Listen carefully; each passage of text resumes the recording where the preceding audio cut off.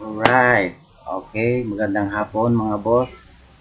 Sa video na ito, ituturo ko sa inyo kung paano mag-edit ng profile sa Boss Network. Okay? I-edit ko ang aking profile ngayon sa Boss Network sa ating dashboard. Sundan nyo lang ang gagawin ko. Okay? So, let's start. Ang una mong gawin is mag-login sa www.myoffice.bossnetwork.com. Okay, ito yung official website natin. Lagay mo yung username mo at yung password and login. Okay, after that, ito yung makikita mo. Ito na yung makikita mo pag login mo sa yung account sa boss. Yan. Okay, so let's start. First thing to do, punta tayo dito, click yan, then click profile, click edit. Yan, okay, pwede mo na. Yan, i-fill na natin to.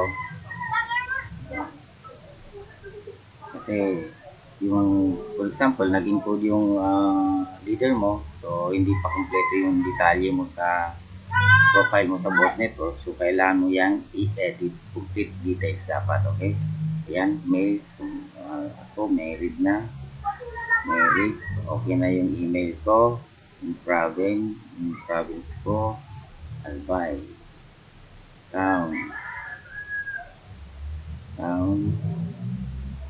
Lubatan, and then yung address.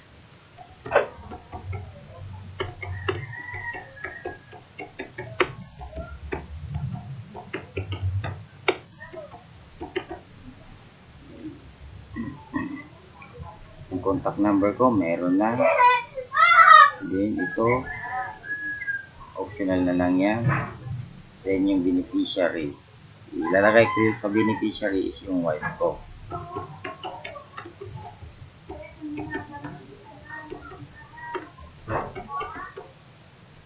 Then relation. Okay, yan. Complete na siya. Gender, male. Civil status, married. Email, province, city, address, contact number, beneficiary, relation. Okay, and then click submit. Click submit. Yan. Profile update successful. Yan. Yan na siya. So, yan. Kung gusto mo naman palitan ng iyong password, click mo dito and then click settings. Ayan. Ilagay mo yung old password mo sa pag-encode, kung ano yung password nung in-encode yung account mo, then lagay mo na yung new password mo, then i-repeat mo lang yung password mo, repeat mo lang dito and then click update password. Okay na yon, then login ka ulit para mag-try mo. Okay, so yan lang po muna siguro sa ngayon. Kung mga gustong sumali, ayan, papakita ko sa yung binary tree ko, yung binary structure ko. Ayan, dalawa pa lang sila. So ang maganda dito is points value.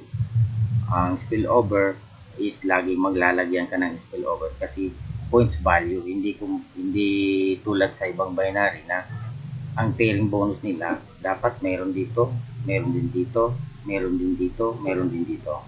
Dito hindi, mali. Points value. Ibig sabihin, kung may 15 points value ka dito, ang bronze is 15 points value. Dito may 15 points ka rin lang, yun, pairing bonus ka na yun, 150 pesos. So, kahit maglagay ka dyan, straight lang. Hindi ka, hayaan mo lang dito, kasi pairing naman kahit saan. Kung sa ibang binary, dito dapat, kung halimbawa, para magka-pairing ka naman. Yan, straight lang, power legging. So, ganun po, ang points value. Yan ang maganda sa Boss Network. Okay?